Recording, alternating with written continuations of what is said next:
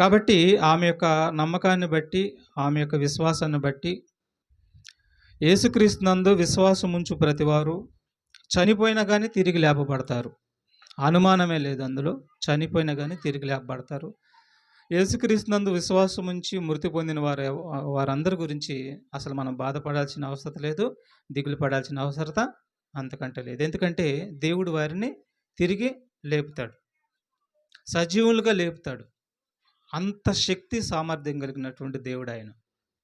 కాబట్టి మరి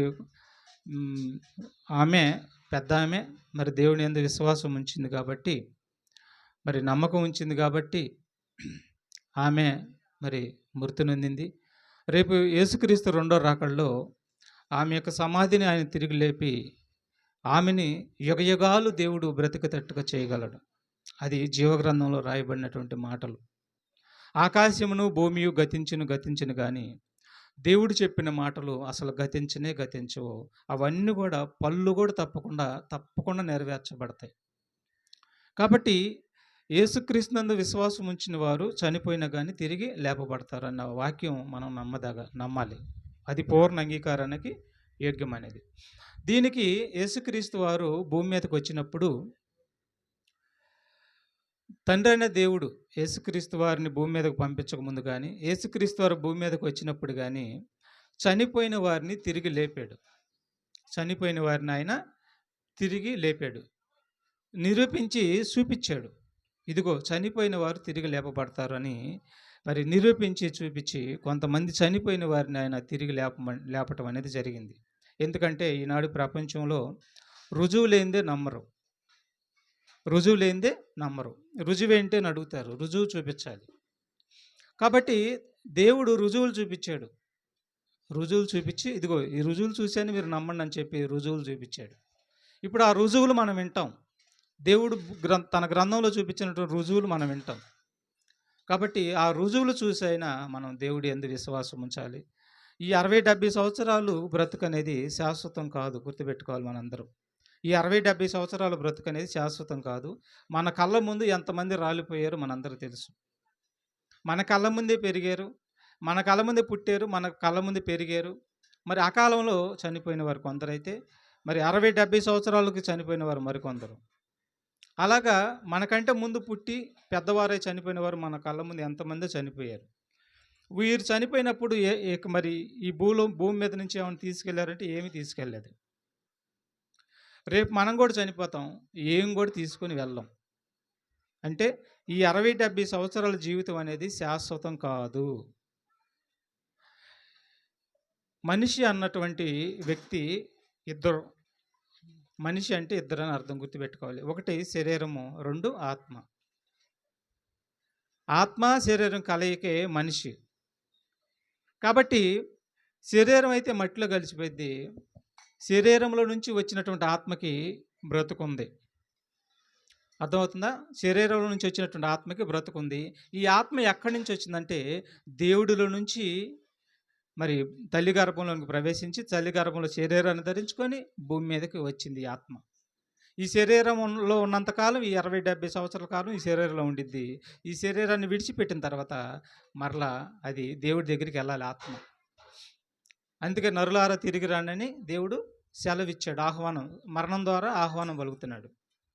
అలాగే మరి కోటమ్మ గారు మరి దేవుడు ఆహ్వానం పలిగాడు కాబట్టి ఆమె ఈ భూమిని విడిచిపెట్టి వెళ్ళిపోయింది.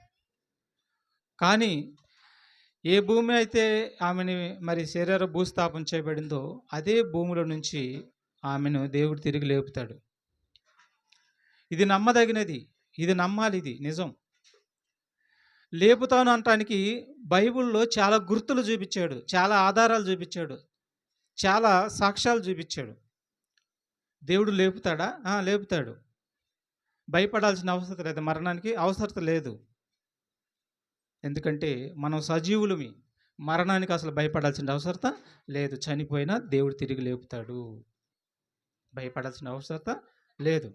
కాబట్టి ముందుగా ఆయన మరణించిన వారిని తిరిగి లేపినటువంటి సందర్భాలు పాత నిబంధనలో, క్రొత్త నిబంధనలో ఉన్న వాటిని మనం కొన్ని చూద్దాం. ముందుగా రుజువులు చూపిస్తున్నాడు. చూడండి, మొదటి రాజుల గ్రంథము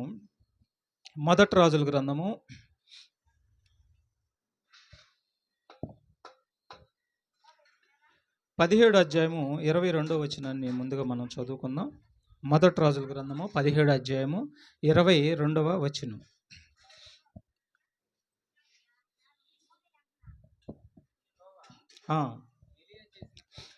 చూడండి, యెహోవా ఏలియా చేసిన ప్రార్థన ఆలకించి ఆ చిన్నవానికి ప్రాణము మరలా రానిచ్చినప్పుడు వాడు బ్రతికెను. సారేపతి వెధవరాలు యొక్క కుమారుడు చనిపోతాడు. చనిపోయినప్పుడు మరి ఏలియా గారు దేవుడికి ప్రార్థన చేస్తాడు. ప్రార్థన చేసినప్పుడు దేవుడు తన ప్రాణాన్ని మరలా ఇచ్చాడంట. మరలా తన ప్రాణాన్ని దేవుడు మరలా ఇచ్చాడంట. ఇచ్చినప్పుడు ఆ బిడ్డ బ్రతికాడు. సారేపతి వెధవరాలు యొక్క కుమారుడు బ్రతుకుతాడు. అంటే చనిపోయిన వారిని తిరిగి బ్రతికిచ్చాడు. చూడండి, ఆ శక్తి ఎక్కడి నుంచి వచ్చింది? దేవుడి ఎక్కడి నుంచి, ఏలియా గారికి ఎక్కడి నుంచి వచ్చింది? దేవుడు ఆయనకి ఇవ్వగా ఆ శక్తి ఆయనకి రావటం అనేది జరిగింది. తర్వాత సునేమీరాలు కుమారుడు అండి. సునేమీరాలు కుమారుడు కూడా 2 రాజుల గ్రంథం 4వ అధ్యాయంలో కూడా చూడగలిగితే 2 రాజుల గ్రంథము 4వ అధ్యాయము 34, 35 వచనంలో సునేమీరాలు కుమారుణ్ణి ఎలీషా గారు బ్రతికిస్తాడు. ఆయన కూడా దేవుడికి ప్రార్థన చేస్తాడు. ఎలీషా గారు కూడా దేవుడికి ప్రార్థన చేస్తాడు. దేవుడికి ప్రార్థన చేస్తే సునేమీరాలు కుమారుణ్ణి దేవుడు బ్రతికిస్తాడు. అర్థమైందా? చదువుదాం, ఆ మాట చదువుదాం.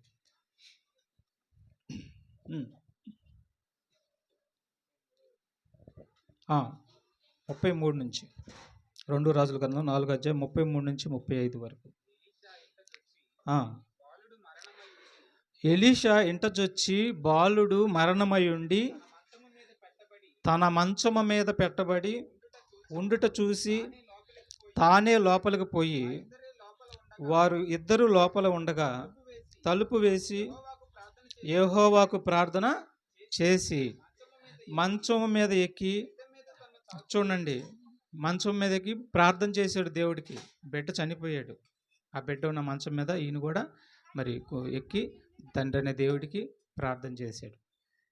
అప్పుడు ప్రార్థన చేసినప్పుడు దేవుడు పోయినటువంటి ప్రాణాన్ని తిరిగి తన బిడ్డకు తీసుకొని ఇచ్చాడు. అంటే చనిపోయిన వారిని తిరిగి లేపుతున్నాడు. చనిపోయిన వారిని తిరిగి లేపే శక్తి సామర్థ్యం ఒక్క దేవుడికి మాత్రమే ఉంది అని నిరూపిస్తున్నాడు. చూడండి, నిరూపిస్తున్నాడు. తర్వాత మరో సందర్భాన్ని 2 రాజుల గ్రంథము 13వ అధ్యాయము 2 రాజుల గ్రంథము 13వ అధ్యాయము 20, 21 వచనాలు కానీ మనం చూడగలిగితే, ఈ ఎలీషా గారు చనిపోయినటువంటి మరి బిడ్డను తిరిగి లేపాడు. సునేమీరాల యొక్క కుమారుని తిరిగి లేపాడు. లేపిన తర్వాత ఈయన కూడా తనకు సమయం వచ్చినప్పుడు ఈయన కూడా చనిపోతాడు. చనిపోయినప్పుడు ఇతన్ని పాతి పెడతారు. ఎలీషా గారిని కూడా పాతి పెడతారు. ఎలీషా గారిని పాతి పెట్టినప్పుడు అతన్ని పాతి పెట్టినటువంటి ఆ యొక్క సమాధిలో కొంతమంది తెలియక ఆ సమాధిని తవ్వి ఇంకొక అతన్ని చనిపోతే పాతి పెడతారు. పాతి పెట్టినప్పుడు ఏం జరిగింది తెలుసా? ఈ ఎలీషా గారి యొక్క దైవ సేవకుడు, దేవుడికి బిడ్డ అనమాట, దేవుడి కుమారుడు. ఈ ఎలీషా గారు చనిపోయినప్పుడు అతను పాతి పెట్టినటువంటి సమాధిలో కొంతమంది తెలియక తీసుకొని వచ్చి ఆ సమాధిలో తవ్వి పాతి పెడతానికి ఆ సమాధిలో పెడతారు. అప్పుడు అతని ఎముకలకి ఆ పాతి పెట్టబడే అతని యొక్క శరీరం తగిలిద్ది, శవం తగిలిద్ది. అప్పుడు ఎలీషా గారి యొక్క ఎముకలకు తగిలినటువంటి ఆ శవము వెంటనే బ్రతికిద్ది, వెంటనే లేచి నిలబడిద్ది. అంటే ఎముకలో ఎంత శక్తి ఉందో చూడండి. నువ్వు దేవుడి కోసం బ్రతికితే, నీవు భూస్థాపన చేసినా, నిన్ను భూమిలో పెట్టినా నీ ఎముకల్లో శక్తి ఉండిద్ది. ఎముకల్లో శక్తి ఉంది. యేసుక్రీస్తు వారు 2వ రాకడలో వచ్చినప్పుడు మరలా నిన్ను నిర్మాణం చేస్తాడు. నిన్ను నిర్మాణం చేసి మహిమదేహంగా చేసి మరలా ఏ లోకం నుంచి అయితే నిన్ను భూమి మీదకు పంపించాడో అదే లోకానికి మహిమదేహంతో తీసుకొని వెళ్ళిపోతాడు. ఆ దేహానికి యుగయుగాలు మరణమే ఉండదు, ఇక కోట్ల సంవత్సరాలు బ్రతుకుతావు నువ్వాడ. అందుకని ఇక్కడ రుజువు చూపిస్తున్నాడు. చదువుదాం మాట. తర్వాత ఎలీషా మృతి పొందగా వారు అతన్ని సమాధిలో ఉంచిరి. 1 సంవత్సరం గడిచిన తర్వాత మోయాబీల సైన్యము దేశము మీదకి వచ్చినప్పుడు కొందరు ఒక శవమును పాతి పెట్టుచు సైన్యమునకు భయపడి ఆ శవమును ఎలీషా యొక్క సమాధిలో ఉంచగా. చూసారా? ఎక్కడ ఉంచారంటే ఎలీషా యొక్క సమాధిలో పెట్టారంటండి. దింపిన ఆ శవము ఎలీషా శల్యములంటే ఎముకలకి తగిలినప్పుడు అది తిరిగి బ్రతికి కాళ్ళు మోపి నిలిచెను. చూసారా? శవం ఏమైంది? ఎముకలకు తగిలితేనే తిరిగి నిలబడింది. చూసారా? బాగా వినాలి మీరు. ఒక దైవ సేవకుడికి ఎముకలకు తగిలితేనే లేచి నిలబడిందంటే మరి దేవుడు ఇంకెంత శక్తిమంతుడో చూడండి మీరు. అసాధారణమైనటువంటి దేవుడు ఆయన. సర్వ సృష్టికి దేవుడు ఆయన. ఈ భూమిని గాలిలో తిప్పుతున్నాడు. గాలిలో తిరుగుతుంది ఇది. దీనికి ఆధారం ఏమి లేదు, స్తంభాలు లేవు. మనం బొంగరం తిప్పేటప్పుడు భూమి మీద తిరిగిద్ది బొంగరం, గిర్రం తిప్పుతాం. కానీ ఈ భూమికి గాలిలో శూన్యంలో తిరుగుతుంది, గిర్రం తిరుగుతుంది, ఆధారం లేదు. అయినా కానీ దేవుడు మాట చొప్పున తిరుగుతుంది అది. నక్షత్రాలు కూడా గాలిలోనే ఉండే, సూర్యుడు కూడా గాలిలోనే ఉన్నాడు. ఈ ప్రకృతి అంతా కూడా గాలిలోనే ఉంది, గాలిలో ఉంది. కానీ రాలిపోవట్లేదు. ఎక్కడ నిర్మాణం చేశాడు వాటిని అక్కడే ఉంటున్నాయి అవి. అంటే దేవుడు ఒక భూమిని గాలిలోని తిప్పగలుగుతున్నాడంటే ఆయన శక్తి సామర్థ్యం చూడండి. మరి అలాంటి దేవుడు ప్రాణం ఇచ్చిన దేవుడు, ప్రాణము మరి బ్రతుకునిచ్చిన దేవుడు మరి బ్రతకటం నేర్పించాడు. పాపం చేసినప్పుడు మరలా ప్రాణం తీయటం కూడా తెలుసు ఆయనకి. ఆయన కోసం బ్రతికిన వారిని మరలా ఆయన బ్రతికించటం కూడా ఆయనకి తెలుసు. కాబట్టి అంత శక్తి కలిగినటువంటి దేవుడు అండి ఆయన. మరొక మాట కూడా చూద్దాం. మరొక మాట కూడా లోకసువార్త 8:52 వచనం. లోకసువార్త 8:52 నుంచి 56 వరకు మనం చూడగలిగితే, యేసుక్రీస్తు వారు భూమి మీదకి వచ్చినప్పుడు మరి ఆయన అనేకమైనటువంటి అద్భుతాలు, సూచక్రియలు, మహత్కార్యాలు చేయటం అనేది జరిగింది. అలా చేసేటప్పుడు యాయీరు కుమార్తె చనిపోగా ఆమెను యేసుక్రీస్తు వారు బ్రతికిచ్చాడు. చూడండి, ఆయన ప్రవక్తలు బ్రతికిస్తున్నారు, తర్వాత యేసుక్రీస్తు వారే చనిపోయినటువంటి శవాన్ని బ్రతికిస్తున్నాడు. చూడండి, అంటే రుజువులు చూపిస్తున్నాడు. చనిపోయిన వారు బ్రతుకుతారు అనే రుజువులు చూపిస్తున్నాడు. ఇది నిజం, ఇది అబద్ధాలు కాదు, ఈ మాటలు, ఈ కళ్ళ మాటలు కాదు, నిజం. చూడండి, చదువుదాం. లోకసువార్త 8:52 నుంచి 56 వరకు. అందరూ ఆమె నిమిత్తమై ఏడ్చుచు రొమ్ము కొట్టుకొని చుండగా ఆయన వారితో, ఏడవవద్దు, ఆమె నిద్రించుచున్నదే గాని చనిపోలేదని చెప్పెను. ఆయన చనిపోయినని వారు ఎరిగి ఆయనను అపహసించిరి. అయితే ఆయన చెయ్యి పట్టుకొని, చూడండి, శవం చెయ్యి పట్టుకున్నాడు. దేవుడి దృష్టిలో మరణం అనేది నిద్రతో సమానం. అర్థమైందా? ఇక్కడ నిద్ర అనేసరికి నిద్రపోతున్న దాన్ని లేపాడు అనుకుంటారేమో. దేవుడి దృష్టిలో మరణం అనేది నిద్రపోతంతో సమానం. చెయ్యి పట్టుకొని లేపాడండి. ఏమంటున్నాడు చూడండి, లేపుతూ శవాన్ని. ఆమె చెయ్యి పట్టుకొని చిన్నదానా లెమ్మని చెప్పగా ఆమె ప్రాణం తిరిగి వచ్చాను. చూసారా? ప్రాణం పోయింది, చనిపోయింది. ఆయన ఎప్పుడైతే చెయ్యి పట్టుకొని చిన్నదానా లే అని అనగానే వెంటనే ప్రాణం తిరిగి వచ్చేసింది. అంటే చనిపోయినటువంటి ఈ యొక్క యాయీరు కుమార్తెను యేసుక్రీస్తు వారు బ్రతికించాడు. మాట మాత్రం చాలు, పోయిన ప్రాణం కూడా తిరిగి వచ్చింది. ఎందుకంటే భూమి కలుగు కాకంటే భూమి కలిగింది, శక్తి. ఆ నక్షత్రములు కలుగు కాకంటే నక్షత్రాలు కలిగాయి, శక్తి. చూసారా? 6 దినాలు కష్టపడ్డాడు, ఈ సృష్టిని అంతా చేశాడు. కలుగుగాక అంటే కలిగాయి. ఆయన మాటకి అంత శక్తి ఉంది. నిన్ను నన్ను బ్రతికించడం పెద్ద లెక్క కాదు, ఆయనకి పెద్ద లెక్క కాదు. ఆయనకి చిటికల్లో సమానం అన్నమాట మనల్ని బ్రతికించడం. చనిపోయిన ఆయన బ్రతికించడం ఆయనకి పెద్ద విషయమేం కాదు. కానీ పాపం ఉంటే మాత్రం బ్రతికించడం చెబుతున్నాడు. అదే పత్యం అంటున్నాడు దేవుడు. పాపం నాకు నచ్చని పని. అన్ని భాషల్లో, ఈ ప్రపంచంలో ఉన్నటువంటి అన్ని భాషల్లో ఆ దేవుడికి నచ్చనిది పాపం అంటున్నాడండి. పాపం ఉంటే ఆత్మకు భంగం కలిగిద్ది. పాపం ఉంటే ఆత్మ నిత్య నాశనానికి వెళ్ళిపోద్ది. పాపం ఉంటే ఆత్మ సాతాను ఉన్న ప్లేస్కి వెళ్ళిపోద్ది, అంటే నరకానికి వెళ్ళిపోయింది. కనుక ప్రియమైన దేవుడి బిడ్డారా, పాపం లేకుండా ఉండాలి అంటే యేసుక్రీస్తు వారి యందు విశ్వాసం ఉంచి ఆయన ప్రతి పాపి కోసం తన రక్తాన్ని ఇచ్చి ఎవరైతే ఆయన యందు విశ్వాసం ఉంచుతారో వారి పాపాలన్నీ కడిగి వేయబడతాయి. అలా పాపాలన్నీ కడిగి వేయబడినటువంటి వారు అంతం వరకు విశ్వాసం ఉంచి నమ్మకంగా ఆయన కోసం బ్రతికి చనిపోతే వారిని యుగాంతమందు ఆయన తిరిగి లేపగలడు. యుగాంతమందు తిరిగి వారిని లేపుతాడు. ఇక వాళ్ళకి అసలు మరణమే లేదు. ఆకలి దప్పులు ఉండవు, దిగులు ఉండదు, విచారణ ఉండదు, రోగాలు ఉండవు. ఆ శరీరానికి మహిమ దేహం అది. దానికి అసలు రోగమే ఉండదు. కోట్ల సంవత్సరాలు అసలు సావేలైనటువంటి జీవితాన్ని నీకు ఇవ్వబోతున్నాడు. కానీ పాపాలు ఒప్పుకొని ఆయన యందు మన పాపాలన్నీ కడిగి వేసుకొని ఆయన కోసం బ్రతికితే, విశ్వసిస్తే అప్పుడు నువ్వు చనిపోయినా కానీ తిరిగి నిన్ను లేపగలుగుతాడు. ఇది నిజం. కాబట్టి ఇక్కడ చనిపోయినటువంటి యాయిరు కుమార్తెను యేసుక్రీస్తు వారు తిరిగి లేపాడండి. తర్వాత లూకాసు వార్త 7వ అధ్యాయము, లూకాసు వార్త 7వ అధ్యాయము 14-15 వచనాల్లో ఒక వెధవరాలి కుమారుడి చనిపోతాడండి. ఒక వెధవరాలు కుమారుడు చనిపోయినప్పుడు యేసుక్రీస్తు వారు అతన్ని లేపుతాడండి. చదవదు. ప్రభువు ఆమెను చూసి ఆమె యందు కనికరపడి ఏడవవద్దని ఆమెతో చెప్పి దగ్గరకు వచ్చి, ఏమండి ఒక్కగాను ఒక వెధవరాలు, ఎవరు లేరు ఆమెకి, బంధువులు కానీ ఎవరు లేరు. ఇక ఆమెకు ఒక్కగాను ఒక బిడ్డే. ఆ బిడ్డ ఉన్న ఆధారం కూడా చనిపోతాడు. ఇక ఆమెకి పోషించేది ఎవరు, ఆమె పరిస్థితి ఏంటి అని గొల్లుని ఏడ్చి అల్లాడిపోతున్నారు. ఇక అతన్ని పాడి కట్టుకొని తీసుకొని వెళ్ళిపోతున్నారు. అప్పుడు యేసుక్రీస్తు వారు ఆ మార్గాన్ని వెళ్తున్నప్పుడు ఆ పాడిని ముట్టి దించుతాడు. వాళ్ళు ఏడుస్తుంటే చూస్తాడు. చూసి కనికరపడి ఆమెకు ఒక్క బిడ్డ అని చెప్పి కనికరపడి ఆ పాడిని ముట్టి దించి మరి ఆ బిడ్డను లే అంటాడండి. శవాన్ని ముక్కుల్లో గొడ్డు పెట్టేసేస్తారు. మొత్తం ఇక ప్రాణం పోయింది, తీసుకొని వెళ్ళిపోతున్నారు పూడ్చి పెడతానికి. అప్పుడు ఏం జరిగిందో చూడండి ఒకసారి.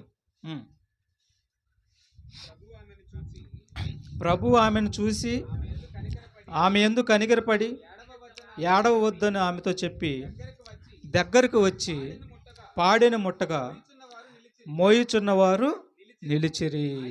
చూసారా, మోయుచున్నవారు నిలిచిరి. ఆయన చిన్నవాడ లెమ్మని నీతో చెప్పుచున్నాననగా ఆ చనిపోయిన వాడు లేచి కూర్చుండి మాటలాడసాగిను. చూసారా రుజువులు. అంటే ఏమర్థం అవుతుంది ఇక్కడ మనకి? దేవుడు చనిపోయిన వారిని కూడా తిరిగి లేపుతున్నాడు, కల్లారా చూపిస్తున్నాడు, ఆధారాలు చూపిస్తున్నాడు. కానీ మీరు ఒకటి అనొచ్చు, ఇప్పుడు ఎందుకు జరగట్లేదని. మరి ఆ రోజు చనిపోయిన వారు తిరిగి లేపాడు కదా, ఇప్పుడు ఎందుకు జరగట్లేదు అని మీరు అనొచ్చు. ఇప్పుడు అంటున్నాడు, మీరు నమ్మండి అంటున్నాడు. ఇప్పుడు మిమ్మల్ని బ్రతికించాల్సిన అవసరం లేదు, మీరు నమ్మండి, నిత్యము బ్రతుకుతారు. 60-70 సంవత్సరాలు బ్రతికిస్తే పెద్ద విషయం ఏముంది? 60-70 సంవత్సరాల బ్రతుకు కోసం పెద్ద విషయం ఏముంది?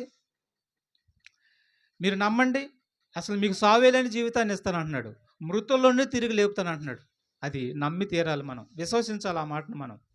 అందుకని ముందుగా చేసి చూపించాడు, చనిపోయిన వారు తిరిగి లేపాడు.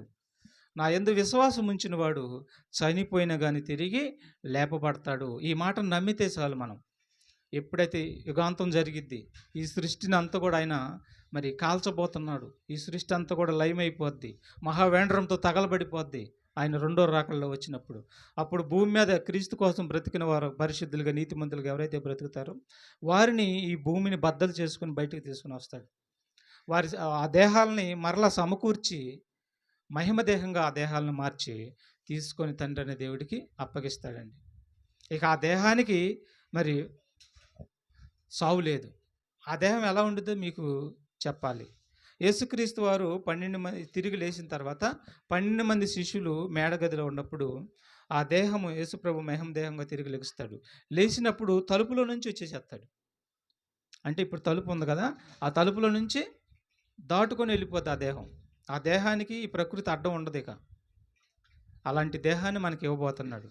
అది ఒక క్రీస్తునందు విశ్వాసం ఉంచిన వారికి, ఆయన కోసం బ్రతికిన వారికి ఆ దేహం రాబోతుంది.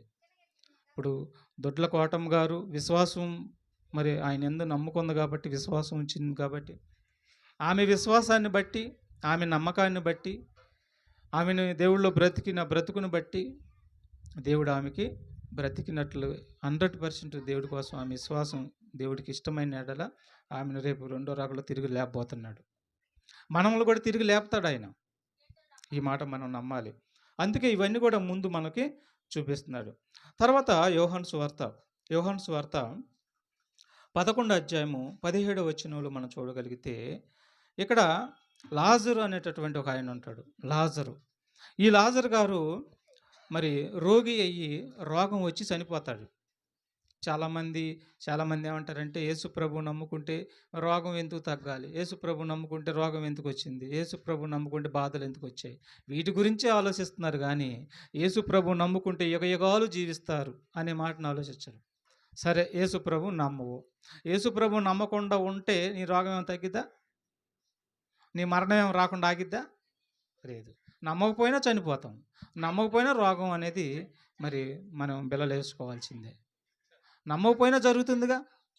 మరి నమ్మేది ఎందుకు యేసు ప్రభుని అని అంటే, నిత్య జీవం కోసం, చనిపోయినాక తిరిగి లెగవాలి అంటే, యుగయుగాలు నువ్వు బ్రతకాలి అంటే యేసుక్రీస్తునందు విశ్వాసం ఉంచితే నిత్య జీవాన్ని నీకు ఇస్తాడు. అందుకు నమ్మాలి. అది ఈ ప్రపంచంలో ఎవరెవరు ఈ 60-70 సంవత్సరాల కోసం ఇస్తారేమో కానీ, యుగయుగాలు కోట్ల సంవత్సరాల జీవితాన్ని ఒక యేసుక్రీస్తునందే నీకు ఇవ్వబడుతుంది. అందుకు నమ్మాలి యేసుక్రీస్తు వారిని. ఒకవేళ మనకు బాధ వచ్చిందా, ఒకవేళ మనకు రోగం వచ్చినాయా, ఒకవేళ మనకు వ్యాధ, ఒకవేళ నువ్వు అయ్యా ఇదిగో నాకు బాధ, నువ్వు దేవుడి కోసం బ్రతుకుతూ, అది కూడా నువ్వు దేవుడి కోసం బ్రతుకుతూ, అయ్యా ఇదిగో ఈ రోగం, ఇదిగో ఈ బాధ అని నువ్వు దేవుడి దగ్గర మొరపెట్టుకుంటే దాని నుండి కూడా విముక్తి కలగజేస్తాడు. దాని నుండి కూడా నీకు ఆధారం ఇస్తాడు, నిన్ను ఆదరిస్తాడు. ఎంతమందినో చూసాం, భయంకరమైనటువంటి బాధల్లో రోగాల్లో ఉన్నవారిని కూడా ఆయన ఆదరించి తగ్గించి ఆయన కోసం బ్రతుకుతున్న వారుగా చేసుకుండే మనలోనే ఉన్నాడు. ఇక్కడే ఉండారు. కరెక్ట్గా చావుకి దగ్గరికి వెళ్ళి తిరిగి వచ్చిన వాళ్ళు ఇక్కడే ఉండారు. అర్థమైందా? ఇక్కడ లేరా? ఉండారు. కల్లారా నేను చూసా, సంఘం అంతా కూడా చూశారు. ఇలాంటి వాళ్ళు ఇంకా చాలామందిని నేను చూశాను. దేవుడు బ్రతికించి నిలవబెట్టగలిగినటువంటి సమర్థుడు ఆయన. ఆయన ఏ రోగమైనా ఆయనకి అడ్డు ఉండదు, ఆటంకం ఉండదు. మన విశ్వాసంలోని కొరత ఉండిద్ది. విశ్వసించాలి పూర్తిగా, ఆయన కోసం బ్రతికేయలేక వెనకడుగు వేయకూడదు. అప్పుడు నీ రోగం కాదు కదా, నీ వ్యాధి కాదు కదా, నీ అరికాలను కూడా ముట్టలేదు ఏదైనా సరే. ఎందుకంటే దానికి దేవుడు మరి శక్తి అనుమతి ఇస్తాడు, దాన్ని మన నుంచి నిర్వీర్యం చేస్తాడు. అది మనం లేమి కూడా చేయదు. కాబట్టి ఈ 60-70 సంవత్సరాల గురించి ఆలోచించకూడదు. ఆత్మకి అసలు రోజులు లేవు, ఆత్మకి సంవత్సరాలు లేవు, ఆత్మ జీవించే కాలంకి అసలు లెక్క లేదు. యుగాలు జీవించిద్ది. శరీరానికి మాత్రం 60-70 సంవత్సరాలు మాత్రమే. దీనికోసం నువ్వు అసలు ఆలోచించొద్దు అంటున్నాడు దేవుడు. అందుకని యేసుక్రీస్తునందు విశ్వాసం ఉంచిన వారు మరి చనిపోయిన కానీ తిరిగి లేపబడతారు. ఇక్కడ లాజరు గారిని తిరిగి లేపుతున్నాడండి. చూడండి ఒకసారి. యేసు వచ్చి అదివరకు అతడు 4 దినములు సమాధిలో ఉండెనని తెలుసు. ఎన్ని దినాలు ఉన్నాడంట? 4 దినాలు సమాధిలో ఉన్నాడంటే. 4 దినాలు ఒక వ్యక్తి సమాధిలో ఉంటే ఏమవుతాడు చెప్పండి? ఏమవుతాడు? రోగం కలిగిన వ్యక్తి చనిపోయాడు, 4 దినాలు సమాధిలో ఉన్నాడంట. ఏమవుతాడు మీరు చెప్పండి? ఉబ్బుతాడా? వాసన వస్తాడా? ఉబ్బుతాడు, వాసన వస్తాడు. కానీ ఇక్కడ చూడండి ఏం జరుగుతుందో చూడండి. దేవుడి శక్తి అలాగే ఉండిద్ది. మరి నమ్మాలి, మనస్ఫూర్తిగా నమ్మాలి. ఏమి విడిచిపెట్టడు ఆయన. నమ్ముట నీ వలనైతే నమ్మువారికి సమస్తము సాధ్యమే. చూడండి 39వ వచనం.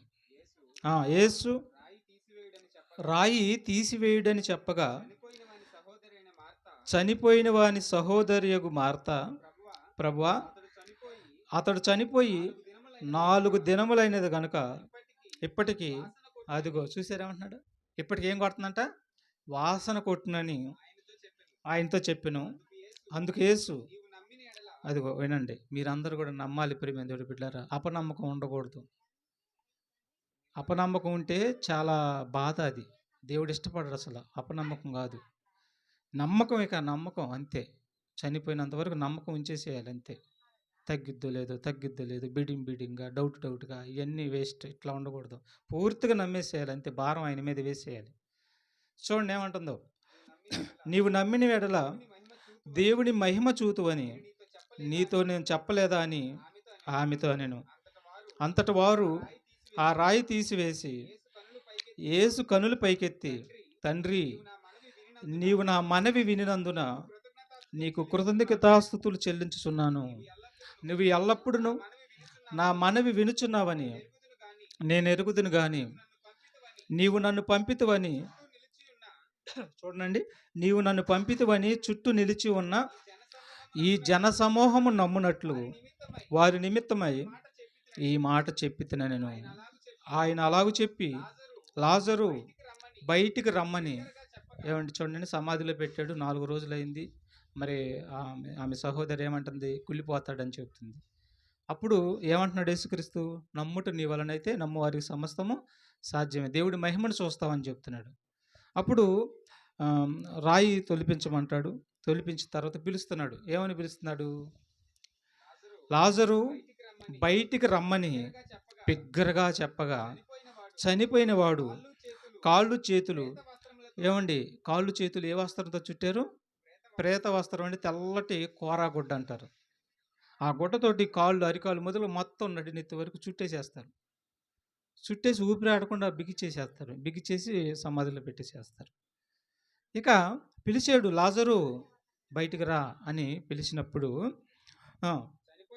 చనిపోయిన వాడు కాళ్ళు చేతులు ప్రేత వస్త్రములతో కట్టబడిన వాడై ఏలుపలికి వచ్చిన ప్రేత వస్త్రాలు కూడా పగిలికుంటూ వచ్చేసింది బయటికి.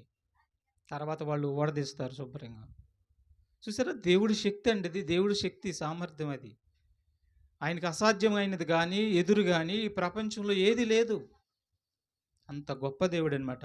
అప్పుడు బయటకు వస్తాడండి. పిలవంగలే బయటకు వచ్చాడు. శవం లేచి తన ప్రాణం ఆయనలోకి వచ్చింది. తిరిగి బయటకు వచ్చాడు. నిరూపించి చూపిస్తున్నాడు. గుడ్డిగా నమ్మొచ్చు, అనుమానించకుండా నమ్మొచ్చు దేవుణ్ణి. ఎందుకంటే ఆధారాలన్నీ చూపిస్తున్నాడు, సాక్ష్యాధారాలన్నీ చూపిస్తున్నాడు. వీటిని చూసైనా సరే నమ్మండి అంటున్నాడు. లాజరు బయటకు వస్తాడండి. బయటకు వచ్చినప్పుడు అందరూ చూస్తారు, ఆయన్ని ఆశ్చర్యపోతారు. 4 రోజులు వెళ్ళి ప్రేత వస్త్రాలు చుట్టి సమాధిలో పెట్టినటువంటి ఇతను ఎలా బయటకు వచ్చాడు అని అందరూ చూసి ఆశ్చర్యపోతారు. ఇది 60-70 సంవత్సరాలు జీవితంలో తిరిగి లేపాడు. కానీ నిజంగా చనిపోతాడు కదా. నిజంగా అంటే ఇక ఆయుష్కాలం తీరి చనిపోతాడు కదా. ఆయుష్కాలం తీరి చనిపోయిన తర్వాత భూమిలో పెడతారు. భూమిలో పెట్టిన తర్వాత ఇక స్థిరంగా ఆయన లేపే రోజు ఏదంటే యేసు 2వ రాకడలో లేపుతాడు. ఆ యొక్క జీవితము యుగయుగాలు. ఇప్పుడు లాజరు బ్రతికాడు. ఎన్ని సంవత్సరాలు బ్రతుకుతాడు? లేపిన 60-70 సంవత్సరాలు బ్రతుకుతాడు. అదే ఆయుష్కాలం ముగించి భూస్థాపన చేయబడిన తర్వాత, దేవుడి కోసం బ్రతికి భూస్థాపన చేయబడిన తర్వాత యేసుక్రీస్తు వారు 2వ రాకడలో వచ్చినప్పుడు మరలా సమాధుల నుంచి వారిని బయటకు లేపుతాడు. వారు ఎన్ని సంవత్సరాలు బ్రతుకుతారు? ఇక వాళ్ళకి మరణమే లేదు, యుగయుగాలు వారు బ్రతుకుతారు. ఆ బ్రతుకు కావాలండి మనకి. ఆ బ్రతుకు ఈ ప్రపంచంలో మరి కోటేశ్వరులు అన్నవాళ్ళు కూడా ఇయలేరు. ఆ బ్రతుకు 1,00,000 ఎకరాల పొలం ఉంటే ఉండొచ్చేమో, ఆ బ్రతుకు ఎవరో ఇవ్వలేరు. కోట్లు డబ్బు ఉంటే ఉండొచ్చేమో, ఆ బ్రతుకు ఎవరు కూడా ఇవ్వలేరు. ఒక్క యేసుక్రీస్తులోనే ఆ బ్రతుకు ఉంది. అందుకని ఆ బ్రతుకు కావాలి మనకి. ఈ 60-70 సంవత్సరాలు ఏంటి? నువ్వు యేసుని నమ్మినా చనిపోతావు, యేసుని నమ్మకపోయినా చనిపోతావు. కానీ యేసుని మాత్రం ఖచ్చితంగా నమ్మాలి. యుగయుగాలు జీవించాలంటే, ఆత్మకు సావు లేకుండా ఉండాలంటే, ఆత్మకు నరకంలో పడకుండా ఉండాలంటే, ఆత్మకు మరొక జీవితం ఉండాలి అంటే ఖచ్చితంగా నీ జీవితాన్ని దేవుళ్ళు బ్రతికించుకోవాలి, క్రీస్తులో ముగించుకోవాలి. తర్వాత అపోస్తుల కార్యాలు 9:40 వచనంలో మనం చూడగలిగితే, దేవుడి కోసం బ్రతుకుతున్నటువంటి ద్వారక అనేటటువంటి ఒక ఆమె ఉంది. ద్వారక ఆమె దేవుడి కోసం బ్రతుకుతూ మరి ఎన్నో ధర్మకార్యాలు, ఎంతో మంచి పనులు చేస్తూ ఉన్నప్పుడు ఆమె కాయిలా పడి చనిపోయిద్ది. రోగం వచ్చి చనిపోయిద్ది. అప్పుడు పేతురు గారు అనేటువంటి దేవుడి సేవకుడు వచ్చి ఆమెను బ్రతికిస్తాడండి. చదువుదాం 39 నుంచి. పేతురు లేచి వారితో కూడా వెళ్ళి అక్కడ చేరినప్పుడు వారు మేడగదిలోనికి అతనిని తీసుకొని వచ్చిరి. విధవరాండ్రందరూ చూడండి, విధవరాలందరికి సహాయం చేస్తుంది. మంచి బట్టలు కుట్టేస్తుంది. బట్టలు లేని వాళ్ళకి బట్టలు కుట్టేస్తుంది. సహకారిగా ఉంది ఆమె. విధవరాండ్రందరూ వచ్చి ఏడ్చుచు ద్వారక తమతో కూడా ఉన్నప్పుడు కుట్టిన అంగీలను వస్త్రములను చూపుచు అతని ఎదుట నిలిచిరి. పేతురు అందరినీ వెలుపలికి పంపి మోకాళ్ళుని ప్రార్థన చేసి మోకరించాడండి. మోకరించి శవాన్ని కడిగేశారు. శవాన్ని కడిగి బయట పండబెట్టేశారు. అప్పుడు మోకాళ్ళు ఉన్నాడు అంటే మోకరించాడు. మోకరించి ప్రార్థన చేసి శవం వైపు తిరిగి తబిత లెమ్మని అనగా ఆమె కన్నులు తెరిచి పేతురును చూసి లేచి కూర్చుండెను. చూసారా ఏమన్నాడు? తబిత లే అని అన్నాడండి. వెంటనే ఆమె కన్నులు తెరిచి లేచి కూర్చుంది. చూసారా, ఆయన మాటకి శవానికి దడ వణుకు. శవం కూడా లేచి కూర్చోవలసిందే. ఎదురు లేదని చెప్పానుగా, ఆయన శక్తికి ఎదురు లేదు. ఆయన శక్తికి ఎదురు లేదు. కాబట్టి కడకబడి శవంగా మరి బయట పండబెట్టి తీసుకొని వెళ్ళబోతున్నప్పుడు మరి ఆయన వచ్చి తిరిగి లేపాడు. లేచి కూర్చుని ఆయన వైపు చూస్తుంది. అందరు చుట్టూరు ఉండారు. ఏంటి ఏంటి అని అంటుంది. ఏముందమ్మా, చనిపోయావు, కడిగేసి బయట పండేశారు. ఏముంది, ఇదిగో లేపాడు, యేసు ప్రభు వారు లేపాడు నిన్ను అని చెప్పేటప్పటికి ఆశ్చర్యపోయింది. ఏడుస్తూ ఇక జీవితకాలం పాటు అయ్యా నీకోసమే బ్రతుకుతానని చెప్పి జీవితాన్ని దేవుడికి ఇంకా ఇంకా ఇంకా ఎక్కువగా దేవుడికి సమర్పించుకుందాం. కాబట్టి రుజువులు మనకు చూపిస్తున్నాడు ప్రియమైన దేవుడి బిడ్డలారా. తర్వాత అపోస్తుల కార్యాలు మరి 20వ అధ్యాయము 9 నుండి 12వ వచనం వరకు మనం చూడగలిగితే, పౌలు గారు అనేటటువంటి ఆయన ఉన్నాడు. ఈయన శిష్యుడు. ఈయన మరి దేవుని యొక్క శిష్యుడు. ఇతను సువార్త పని చేస్తూ మరి అనేకటువంటి పట్టణాలు పల్లెలు తిరుగుతున్నప్పుడు ఒక ప్రాంతానికి వెళ్తాడు. అక్కడ మేడగదిలో కూర్చుంటాడు. మేడగదిలోకి వెళ్ళి వాక్యం చెబుతాడు. వాక్యం చెబుతున్నప్పుడు సుమారు అర్ధరాత్రి వరకు ఆయన వాక్యం చెబుతూ ఉంటాడు. అర్ధరాత్రి వరకు చెబుతూ ఉన్నప్పుడు అక్కడ కిటికీలో ఒక అతను కూర్చుంటాడు. యవనస్తుడు ఒక అతను కూర్చుంటాడు. అతని పేరు ఏంటంటే ఐతూకు. కూర్చొని నిద్ర భారం వచ్చేసిద్ది. తూలి కింద పడిపోతాడు. మరి అంతస్తు నుంచి కింద పడతాడు. కింద పడినప్పుడు చనిపోతాడు. అప్పుడు పౌలు గారు కిందకు వచ్చి ఆయన ఏం చేస్తున్నాడు చూడండి ఒకసారి. అపోస్తుల కార్యాలు 20వ అధ్యాయము 9 నుంచి. అప్పుడు ఐతూకు అని ఒక యవనస్తుడు కిటికీలో కూర్చుని గాఢ నిద్రపోయి పౌలు చాలాసేపు ప్రసంగించుండగా నిద్రా భారం వలన జోగి 3వ అంతస్తు నుండి కింద పడి చనిపోయిన వాడై ఎత్తబడెను. చూసారా, చనిపోయిన వాడే ఎత్తబడ్డాడు. అంతటి పౌలు క్రిందికి వెళ్ళి అతని మీద పడి కౌగిలించుకొని, మీరు తొందరపడకుడి, అతని ప్రాణం అతనిలో ఉన్నదని వారితో చెప్పెను.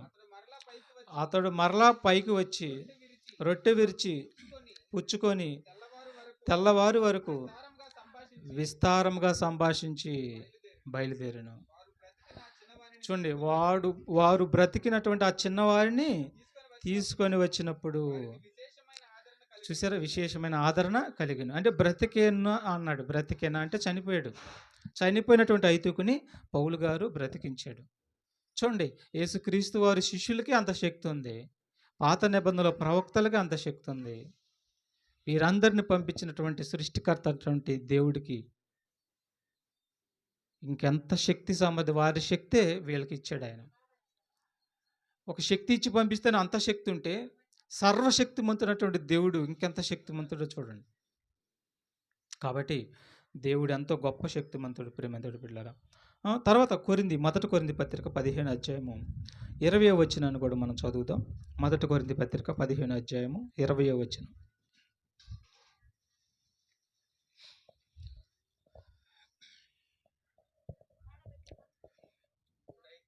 ఆ, ఇప్పుడైతే నిద్రించిన వారిలో ప్రథమ ఫలముగా క్రీస్తు మృతుల్లో నుండి లేపబడి ఉన్నాడు.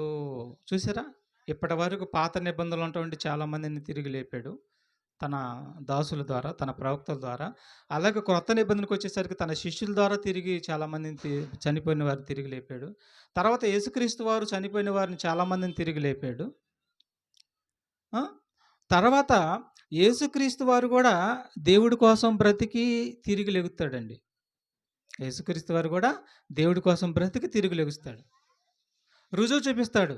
ఇదిగో, నా యందు విశ్వాసం ఉంచి వాడు చనిపోయినా కానీ తిరిగి లెగుస్తాడు అని చెప్పినటువంటి ఆయన రుజువు చూపించాలిగా, ఆయన కూడా తిరిగి లెగవాలిగా. కాబట్టి ఆయన కూడా చనిపోయిన వారందరిలో ప్రథమ ఫలముగా లేచి నిరూపించి చూపించాడండి. ఆయన కూడా చనిపోయాడు, మరి 3 దినాలు సమాధిలో పెట్టారు ఆయన కూడా. 3వ దినాన ఆయన కూడా తిరిగి లేచాడు. చూడండి, ఆ మాట చదువుదాం. కొరింథీ పత్రిక 15 అధ్యాయము 20వ వచనం. ఇప్పుడైతే నిద్రించిన వారిలో ప్రథమ ఫలముగా క్రీస్తు మృతుల్లో నుండి లేపబడి ఉన్నాడు. చూసారా, ప్రథమ ఫలముగా క్రీస్తు మృతుల్లో నుండి లేపబడి ఉన్నాడు. ఇప్పుడు ఇంకా మృతులు ఉన్నారు భూమి మీద. క్రీస్తు నందుండి క్రీస్తు కోసం బ్రతికి విశ్వసించిన వారందరూ, మృతి పొందిన వారందరూ భూమిలో ఉన్నారు. భూమిలో పెట్టబడినటువంటి యేసుక్రీస్తు వారు ప్రథమ ఫలంగా తిరిగి లేపబడ్డాడు. ఆ తర్వాత ఆయన యందు విశ్వాసం ఉంచే వారు కూడా లేపబడతారండి. అంటే లేపబడ్డాడు అని సాక్ష్యాధారాలు చూపిస్తున్నాడు. తర్వాత అపోస్తుల కార్యాలు 3:15 వచనం కూడా మనం చూడగలిగితే, అపోస్తుల కార్యాలు 3వ అధ్యాయం 15వ వచనంలో, మీరు జీవాధిపతిని చంపితిరి గాని దేవుడు ఆయనను మృతుల్లో నుండి లేపెను. ఎవరిని? యేసుక్రీస్తు వారిని. యూదులు ఏం చేశారు? రోమీలకు అప్పచెప్పారు ఆయన్ని. వారు సిలువ వేసి చంపారు. చనిపోయినటువంటి ఆయన్ని దేవుడు మృతుల్లో నుండి, ఆల్రెడీ మృతులైన వారు ఉన్నారు, ఆల్రెడీ దేవుడి కోసం బ్రతుకుతూ మృతి పొందిన వారు ఉన్నారు. వారిలో ప్రథమ కుమారుడిగా, ప్రథమ ఫలంగా యేసుక్రీస్తు వారిని లేపి నిరూపించి చూపించాడు. యేసుప్రభు లేచిన తర్వాత 40 రోజులు భూమి మీద ఉన్నాడు మహిమ దేహాన్ని ధరించుకొని. రుజువులు, ఇవన్నీ కూడా రుజువులు అనమాట. 40 రోజులు భూమి మీద ఉండి నిరూపించి చూపించాడు. మీరు కూడా ఇలాంటి దేహాన్ని ధరించుకుంటారు, మీకు కూడా మరణం ఉండదు, తిరిగి మిమ్మల్ని కూడా దేవుడు లేపుతాడు. సంపూర్ణంగా విశ్వాసం ఉంచండి, హృదయపూర్వకంగా నమ్మండి అని చెప్పి ఆనాటి వారికి చాలా రుజువులు చూపించాడు. వాటిని కూడా ఈనాడు మనం కూడా నమ్మాలి. ఎందుకంటే రుజువులతో ఉంది. ఆషామాషా మాటలు చెప్పడు ఆయన. రుజువులు, అన్ని రుజువులే. కాబట్టి యేసు ప్రభు మృతుల్లో నుండి మొదటగా లేచాడు. తర్వాత ఆయన నందు విశ్వాసం ఉంచబడిన వారు యేసు రెండో రాకడలో అందరూ లేపబడతారండి.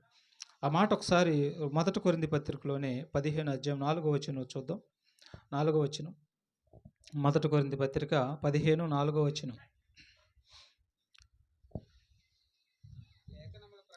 లేఖనముల ప్రకారము 3వ దినమున లేపబడెను.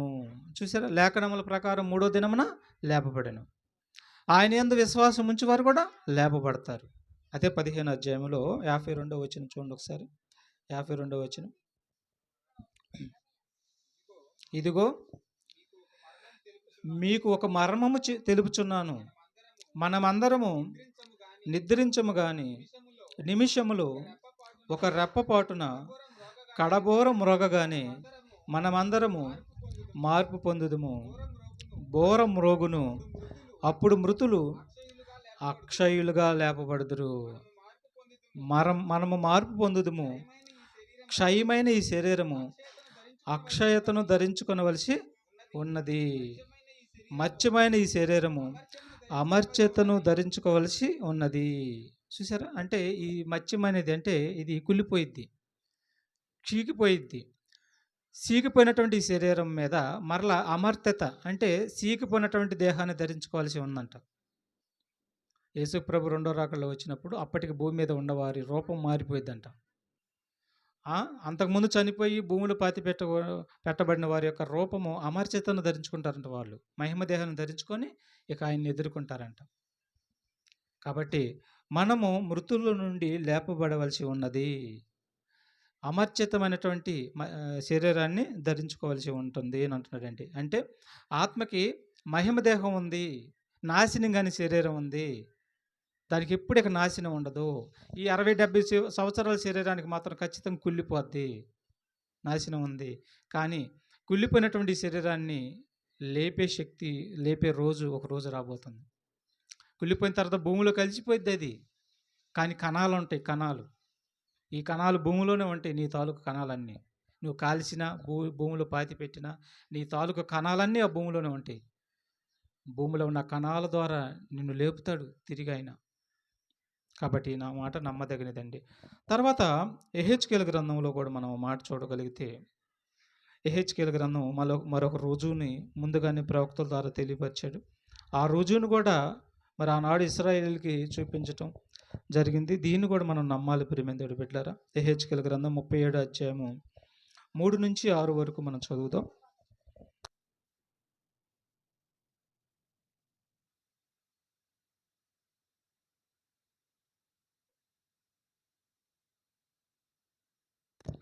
యెహెజ్కేలు గ్రంథం 37 అధ్యాయము 3-6 వరకు. ఆయన నరపుత్రుడా, ఎండిపోయిన ఎముకలు బ్రతుకగలవా అని నన్ను అడగగా. చూడండి, దేవుడు అడుగుతున్నాడండి యెహెజ్కేలు గారిని. ఏమనంటే, అయ్యా, ఎండిపోయినటువంటి ఒక లోయలో తీసుకెళ్ళి పడేశాడు ఆయన. ఆత్మ ద్వారా తీసుకొని వెళ్ళి ఎండిపోయినటువంటి ఎముకలు ఉండే ఆ లోయలో అక్కడ తీసుకెళ్ళి పడేసి దేవుడు అడుగుతున్నాడు ఎవరిని? యెహెజ్కేలుని. ఏమని? ఎండిపోయినటువంటి ఎముకలు బ్రతకగలవా అని అడుగుతున్నాడు. అప్పుడు ఆయనకేం తెలుసు? అది దేవుడికి చెప్తేనే తెలిసిద్ది. అప్పుడు ఆయన ఏమంటున్నాడంటే, నీకే తెలియాలయ్యా, నాకేం తెలుసు అని అంటున్నాడు. ఎండిపోయినటువంటి ఎముకలు బ్రతుకగలవా అని నన్ను అడగగా, ప్రభువా యెహోవా, అది నీకే తెలియనని నేనంటిని. అందుకు ఆయన ప్రవచనమెత్తి, ఎండిపోయిన ఎముకలతో ఎట్లనుము, ఎండిపోయిన ఎముకలారా, యెహోవా మాట ఆలకించుడి. ఈ ఎముకలకు ప్రభు అయిన యెహోవా సెలవిచ్చినదేమనక. ఏమంటే దేనికి సెలవిస్తున్నాడంట? దేనికి సెలవిస్తున్నాడు? ఎముకలకు సెలవిస్తున్నాడంట. ఏంటి మాట నమ్మదగినగా లేదు కదా. మనిషి నమ్మడం, ప్రకృతి సంబంధించిన మనిషి అస్సలు నమ్మడం. కానీ 100% నమ్మి తీరాల్సిందే. అది ఎముకలకు ఆజ్ఞాపిస్తున్నాడు. ఎముకలకి. ఎందుకంటే ఎముకలు చేసింది ఆయనే. తల్లి గర్భంలో 9 నెలలు నిర్మాణం చేసింది ఆయనే. ఉమ్మ నీళ్ళలో నువ్వు ఉన్నప్పుడు ఆ నీళ్ళల్లో, ఆ సంచిలో నువ్వు ఉండవు. ఉమ్మ నీళ్ళలో నువ్వు ఉండవు. ఉమ్మ నీళ్ళలో ఆ సంచిలో నువ్వు ఉన్నప్పుడు నీకు నిర్మాణం చేసింది దేవుడే. అర్థమైందా? నీకు నిర్మాణం చేసింది దేవుడే. కాబట్టి నిర్మాణం చేసినటువంటి దేవుడు ఎముకలు కూడా నీకు ఇచ్చాడు. ఆ ఎముకలకి ఆజ్ఞాపిస్తున్నాడు. ఏమని? ఎండిపోయిన ఎముకలారా, ఎండిపోయిన ఎముకలారా, యెహోవా మాట ఆలకించుడి. ఈ ఎముకలకు ప్రభు అయిన యెహోవా సెలవిచ్చినదేమనగా, మీరు బ్రతుకున్నట్లు నేను మీలోనికి జీవాత్మను రప్పించుచున్నాను. చర్మము కప్పి మీకు నరములనిచ్చి, మీ మీద మాంసము పొదికి చర్మము మీ మీద కప్పెదను. మీలో జీవాత్మను ఉంచగా మీరు బ్రతుకుదురు. అప్పుడు నేను యెహోవానై ఉన్నానని మీరు తెలుసుకుందురు. చూసారండి, వారిని బ్రతికించి యెరూషలేము యొక్క వీధుల్లో తిప్పుతానని కూడా ఉందండి. నా వారు తిరిగి లెగుస్తారని, యెరూషలేము యొక్క వీధుల్లో తిరిగి లేపబడతారని ముందుగానే ప్రవచనం యెహెజ్కేలు గ్రంథంలోనే చెప్పాడు. ఆయన చెప్పిన ప్రకారము తిరిగి లేపాడండి. రుజువు చూపిస్తాడు. ఆ మాట కూడా మత్తయి సువార్తలో చూడండి. మత్తయి సువార్త 27 అధ్యాయము 50వ వచనం చూద్దాం. 50వ వచనం. మత్తయి సువార్త 27 అధ్యాయము 50-52 వరకు చదువుదాం. త్వరగా చదవాలి, త్వరగా. యేసు మరలా బిగ్గరగా కేకలు వేసెను, ప్రాణము విడిచెను. అప్పుడు దేవాలయపు తెర పైనుండి క్రింద వరకు రెండుగా చినిగెను. భూమి వణికెను, బండలు బద్దలాయెను, సమాధులు తెరవబడెను. నిద్రించిన అనేక మంది పరిశుద్ధుల శరీరములు లేచెను. ఎవరై లేచినట్ట? ఎవరై లేచినట్ట? పరిశుద్ధుల శరీరం. అదే ఎవరైతే దేవుడి యందుండి విశ్వాసం ఉంచి దేవుడి కోసం తన జీవితాన్ని ముగించుకుంటారో వారు పరిశుద్ధులు. వారి పరిశుద్ధుల శరీరాలు తిరిగి లేచినాయి అంట. యెహెజ్కేలు గారు చెప్పబడినటువంటి ఆ ప్రవచనం అనేది నెరవేర్పు జరిగింది. యెరూషలేము వీధుల్లో అందరికీ కనిపించారు, వాళ్ళందరూ చూశారు వాళ్ళందరినీ. అంటే ఎంత రుజువులు చూపిస్తున్నాడో చూడండి. చనిపోయిన వారు తిరిగి లేపబడతారని ఎంత రుజువులు చూపిస్తున్నాడో, ప్రతిది కూడా ఆధారం చూపిస్తున్నాడు. ఆధారాలతో సహా చూపిస్తున్నాడు. కాబట్టి ఈ మాట అంగీకారమైనది. అయితే ఎవరైతే క్రీస్తునందుండి మృతి పొందుతారో వారు సజీవులకు తిరిగి లేపే రోజు యేసు ప్రభు రెండో రాకడని మనం అనుకున్నాం. అయితే నమ్మని వారు ఉంటారు కదా, నమ్మకుండా మరి పాపాలకి ప్రాయశ్చిత్తం కలగకుండా, పాపాలు ఒప్పుకోకుండా, క్రీస్తులో తమ పాపాలు కడగకుండా ఉంటే వారు కూడా చనిపోతారు. వారు కూడా చనిపోయినప్పుడు వాళ్ళు కూడా రేపు రెండో రాకడలో వాళ్ళు కూడా తిరిగి లేపుతాడంట. ఇద్దరిని లేపుతాడంట. ఇద్దరు పాపులు శరీరాన్ని ధరించుకొని వస్తారంట. మరి ఆయన కోసం బ్రతికిన వారు కూడా శరీరాన్ని ధరించుకొని వస్తారంట. అయితే వీరిద్దరూ లేచిన తర్వాత, మహిమ దేహాలు ధరించుకొని వచ్చిన తర్వాత, దేవుడి కోసం బ్రతికి యథార్థంగా బ్రతికి చనిపోయిన వారేమో నిత్య జీవాన్ని అనుభవించడానికి వెళ్తారంట. పరలోకానికి వెళ్ళిపోతారంట. అదే దేహాన్ని, మహిమ దేహాన్ని ధరించుకున్నటువంటి వీళ్ళు నిత్యము నరకాన్ని అనుభవించడానికి వెళ్ళిపోతారంటండి. చూడండి. అందుకని మనం క్రీస్తునందుండి మృతి పొందితే నిత్య జీవానికి వెళ్ళిపోతాము. పాపంలో ఉండి చనిపోతే నిత్య నరకాన్ని అనుభవించడానికి అదే దేహాన్ని ధరించుకొని వెళ్ళిపోతాం. ఒకసారి ఆ మాట కూడా చూద్దాం. యోహాను సువార్త 5:28 వచ్చిన. యోహాను సువార్త 5:28 వచ్చిన. దీనికి ఆశ్చర్యపడకుడి, ఒక కాలము వచ్చుచున్నది, ఆ కాలమున సమాధుల్లో ఉన్నవారు అందరూ, చూసారా, ఒకరా ఇద్దరా, అందరూ అన్నాడు. అందరూ ఆయన శబ్దం విని మేలు చేసిన వారు జీవ పునరుద్ధానమునకును, కీడు చేసిన వారు తీర్పు పునరుద్ధానమునకు బయటకు వస్తారు. చూసారా, సమాధిలో ఉన్నవారు అందరూ లెగుస్తారంట. ఎవరైతే మేలు చేస్తారో, కీడుని విడిచిపెట్టి మేలు చేస్తారో, పాపమును విడిచిపెట్టి యథార్థంగా బ్రతుకుతారో వారు జీవ పునరుద్ధానానికి వెళ్ళిపోతారంట. ఎవరైతే పాపం విడవకుండా ఈ లోకం కోసం బ్రతుకుతూ, ఈ లోకంలో ఉన్నటువంటి వాటన్నిటి కోసం బ్రతుకుతూ, వారి పాపాలకు ప్రాయశ్చిత్తం నొందకుండా ఉండి చనిపోయి బ్రతుకుతారో వాళ్ళు నిత్యముగా హేయులైపోతారు. నిత్యముగా మరి నరకం అనుభవిస్తానికి వెళ్ళిపోతారు అంటున్నాడండి. అందుకని మనం ఈ నిత్యమైన నరకం నుంచి తప్పించుకోవాలంటే భూమి మీద మన పాపాలకి ప్రాయశ్చిత్తం జరగాలి. ఆ ప్రాయశ్చిత్తము నిర్దోషమైనటువంటి రక్తమై ఉండాలి. ఆ రక్తము ఒక యేసుక్రీస్తు గొర్రెపిల్ల. యేసుక్రీస్తు వారు గొర్రెపిల్లతో పోలుస్తున్నాడు. ఆయన నిష్కలంకుడు, కల్మషం లేనటువంటి వాడు, పరిశుద్ధుడు, ఆలోచనలో కూడా తలంపుల్లో కూడా ఎక్కడ కూడా పాపం లేనటువంటి ఒక మరి గొర్రెపిల్ల. ఆ స్వభావం కలిగినటువంటి ఆయన మనందరి కోసం ఆయన రక్తం ఇచ్చి మన పాపాల యొక్క ప్రాయశ్చిత్తం కోసం ఆయనను మన కోసం ఇవ్వటం అనేది జరిగింది. ఎవరైతే ఆయన కోసం విశ్వసిస్తారో వారందరూ కూడా మరి రేపు లేపబడి పరలోకానికి వెళ్తారండి. మహిమ దేహాన్ని ధరించుకుంటారు. చూడండి చివరిగా యెషయా గ్రంథము 26వ అధ్యాయం 19వ వచనాన్ని చూద్దాం. యెషయా గ్రంథము 26:19 వచనం.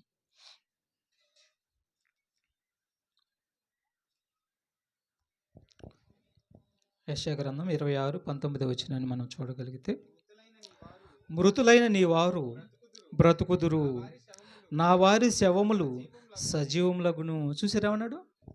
మృతులైన నీ వారు బ్రతుకుదురు, నా వారి శవములు ఏమవుతాయి అన్నాడు? సజీవములు అన్నాడు. సజీవములు. భూమి ఆపలేదు వారిని. భూమి ఆపలేదు వారిని. మాట సెలవిస్తే చాలు వారి శవాలు ఏమవుతాయంట? సజీవంగా లెగుస్తారంట వాళ్ళు. నా వారి శవములు అన్నాడు. నా వారి శవములు. సాతాను వారి కాదు, ఈ లోకం కోసం కాదు, బ్రతికితే వారి గురించి మాట్లాడతారు. నా వారి శవములు అంటున్నాడు. నమ్మి ప్రాయశ్చిత్తం నొందిన వారు ఎవరైతే ఉంటారో వారు దేవుడి కోసం బ్రతుకుతున్న వారి యొక్క శవములు సజీవంగా లెగుస్తాయి అన్నాడు. ఇది నిజం. ఇది నిజం.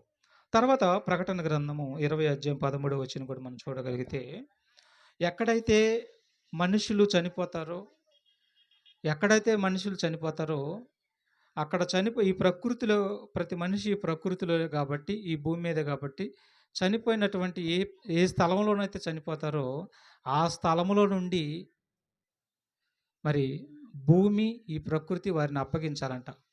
ఒకసారి ఆ మాట చూద్దాం చివరగా. సముద్రము తనలో ఉన్నటువంటి మృతులను అప్పగించెను, మరణమును పాతాళ లోకమును వాటి వశముననున్న మృతులను అప్పగించెను. వారిలో ప్రతివాడు తన క్రియలు చొప్పున తీర్పు పొందెను. చూసారా, ఈ భూమి మీదనే అందరూ చనిపోవాలి, ఈ శూన్యంలో ఈ విశ్వంలో అందరూ చనిపోవాలి. ఈ చనిపోయిన వారందరిని కూడా ఈ సృష్టి దేవుడికి అప్పచెప్పాలంట. వారి యొక్క శవాలను అప్పచెప్పాలంట. అంటే శవాల్ని సజీవులుగా చేసి మహిమదేహాలుగా చేసి దేవుడికి అప్పచెప్పే బాధ్యత ఈ ప్రకృతికి ఇచ్చాడు దేవుడు. ఇంకెందుకండి భయం మనకి?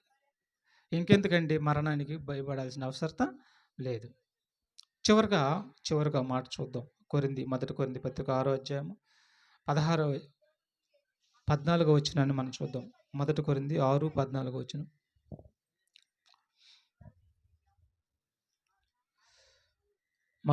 మొదటి కొరింథీ పత్రిక 6వ అధ్యాయము 14వ వచనాన్ని చూద్దాం. దేవుడు ప్రభువును లేపెను, మనలను కూడా తన శక్తి వలన లేపును. చూసారు ఏమన్నాడు? దేవుడు ఎవరిని లేపాడంట? ప్రభువుని లేపెను, మనల్ని కూడా తన శక్తి వలన లేపును. చూసారు ఎన్ని ఆధారాలు చూపించుకుంటూ వచ్చాడు తన గ్రంథంలో. ఎన్ని ఆధారాలు మనం చూసాం. భూమి మీద ఉన్నటువంటి వారందరిని కూడా, చనిపోయిన వారిని తిరిగి లేపాడు. అలాగే మరి ప్రభువుని కూడా లేపాడు, యేసు ప్రభువుని. ఆయన కోసం ఆయన తండ్రి చిత్తాన్ని నెరవేర్చిన యేసు ప్రభువుని లేపాడు.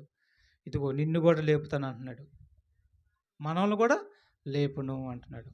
కాబట్టి మరి క్రీస్తునందుండి మృతి పొందిన వారు మొదట లేపబడతారు. క్రీస్తునందున్న వారికి ఏ శిక్షా విధి కూడా లేదు.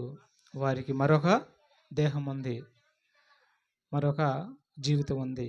దీన్ని గుర్తెరిగి మనందరం కూడా మన పాపాలు యేసుక్రీస్తుని విశ్వసించి ఒప్పుకుంటే మన పాపాలన్నీ ప్రాయశ్చిత్తం జరిగిద్ది. మరి క్రీస్తు కోసం బ్రతికిన ప్రతి వారికి మహిమ దేహం ఉంది. ఆ దేహానికి మరి అంతం లేదు, సావు లేదు. దీన్ని విశ్వసించాలి. ఇది పూర్ణాంగీకారమునకు యోగ్యమైన మాట.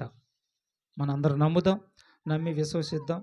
మరి అంతమే లేనటువంటి జీవితాన్ని యేసుక్రీస్తు వారి ద్వారా పొందుకుందాం.